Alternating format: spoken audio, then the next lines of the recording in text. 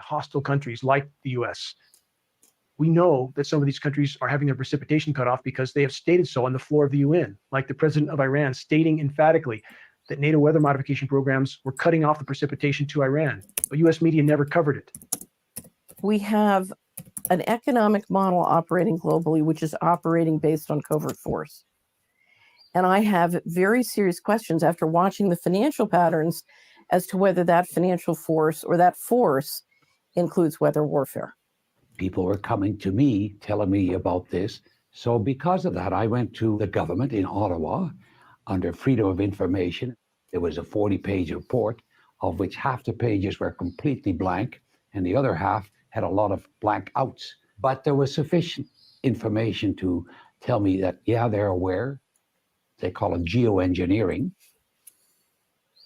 One of the big problems is that when we find some new technology, we get all excited by it, by the potential benefits of that technology, and often implement it and use the technology before we have any idea of the negative effects. Shouldn't it be considered that every breath we take is laden with highly toxic particles that are wreaking havoc in our own bodies? Particles that aren't being reported by any air quality testing systems. Any official air quality testing are looking for PM10 or PM 2.5 microns at best. The climate engineering nanoparticulates are exponentially smaller. They go virtually unreported. These nanomaterials generate reactive oxygen species in biological materials, damage tissue, lead to advanced aging, cause cancer, causative agents of dementia. So yeah, we might think that we're doing something positive for humanity to save our species, but we're also poisoning ourselves. Eventually, with the team that we formed at geoengineeringwatch.org, we were able to acquire a NOAA flying lab.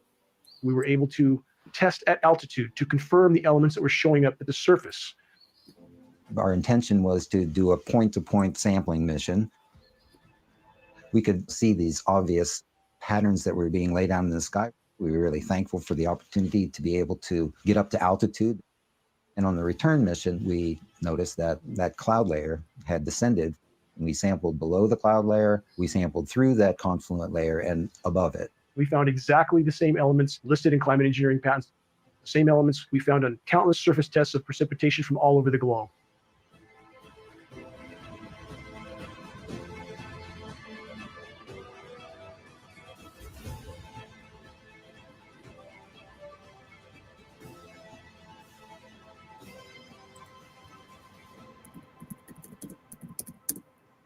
Governments all over the globe and the entire climate science community are telling the population urgently that climate engineering operations, solar radiation management operations need to be immediately deployed to try to mitigate the warming of our planet, to try to preserve what's left of its life support systems. And yet when the public, those that are awake, try to bring to the attention of academia and elected officials that we see climate engineering already being conducted in our skies all over the globe. It's already been deployed. Lab tests prove it. Film footage proves it. Documents prove it. And yet we have the continued denial from the climate science community and official agencies telling us that we're not really seeing what we're seeing in the skies. They tell us if climate engineering were deployed, it would look exactly like what we're seeing in our skies. But then again, they tell us that we're not really seeing what we are actually seeing. The paradox is the more the climate engineers spray the planet, destroy the ozone layer, disrupt the hydrological cycle, and increase the overall warming of the planet, the more they feel they have to ramp these programs up to try to mitigate some of the damage that these programs have done in the first place. That is the true definition of insanity. As a society, we are like a freight train heading for a broken bridge that is just a few years away from us. And I think people don't understand the exponential increase of toxicity in the environment. These operations should be considered the most insane endeavor ever deployed by the human race.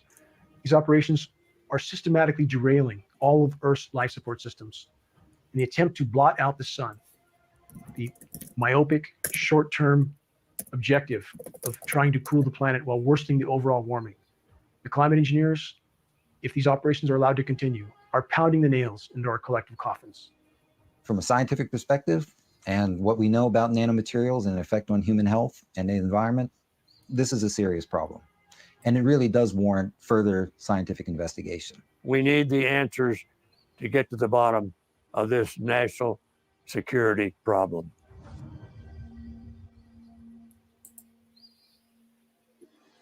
If populations around the globe find out what has been done to them by their governments without their knowledge or their consent, there will be a shockwave around the globe that cannot be contained by the criminal governments that have now taken control of our planet and civilizations all over the world.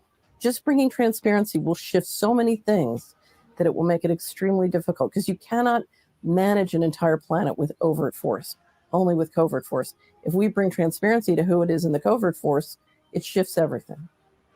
Look at your own health and you know what is going on.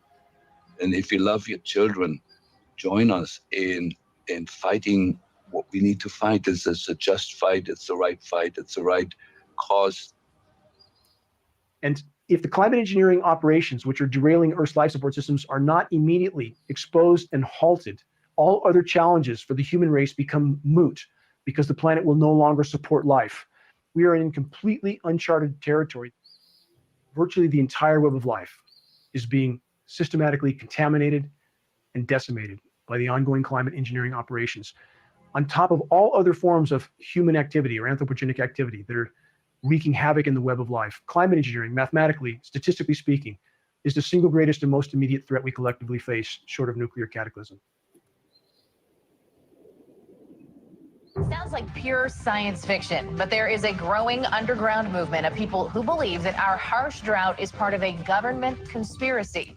Here, outlandish ideas like weather warfare and climate engineering, in other words, weather control, are accepted as basic fact. Climate engineering is the greatest single assault on the environment ever launched by humanity, without question. Dane Wigginton, lead researcher for Geoengineering Watch, is sounding the alarm. Climate engineering, they say, is to blame for the harshest recorded drought in California history. Dane is used to skeptics. He once was one himself. Talk is cheap for those that haven't investigated. I didn't want to believe this either. His background is in solar power, but he started investigating on his own about a decade ago after becoming suspicious something was partially blocking the sun's energy from reaching his solar home. I grew up in Southern California, choking in a sea of smog. None of the adults around me seemed concerned about the conditions, but for me, life in the toxic murk was intolerable. I have always fully recognized the immense damage being inflicted on the planet by countless forms of human activity. I lectured on anthropogenic global warming. I dreamt of clean air and blue skies. I dreamt of living in untainted wilderness off the grid. I dreamt of planting trees and watching them grow and thrive. I dreamt of coexisting with the wild inhabitants of the forest. I finally made it to the serene setting I had craved for so long, a remote forested mountaintop in Northern California. But the dream soon turned to a nightmare. When I began to lose significant amounts of my solar power uptake from my off-grid wilderness home, I knew something was radically wrong. We are officially told that the aircraft-emitted trails in our skies that linger, spread, and sometimes cover the entire horizon are just condensation. But the condensation trail narrative is perhaps the greatest lie ever perpetrated on populations all over the world. It is not possible for condensation to block at times 60, 70, even 80% of my solar power uptake. I began to research the issue of geoengineering, aka climate engineering, programs that governments around the globe and in climate science communities have told us are only proposals. Yet, there they were in the skies above me. Even today, we are being told falsely by the climate science community that we have one final card to play to try to avert total climate collapse, total planetary meltdown. But this is in fact a lie. Climate engineering, weather modification patents go back more than 100 years. But all available data indicates that programs were first deployed at scale immediately after World War II and deployed over the polar regions in the attempt to increase the size of the polar ice packs and thus try to regulate Earth's temperatures.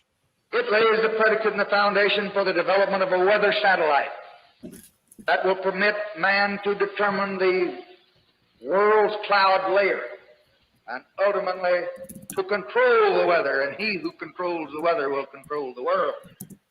Numerous government documents posted at geoengineeringwatch.org, some as much as 800 pages long, prove that global governments, even governments that the public perceives as being adversarial, are in fact colluding and cooperating on the climate engineering issue due to the cross-border ramifications. You can't climate engineer over your own country without affecting the entire planet. They are all working together on these issues, and other governments around the globe are either actively or passively cooperating.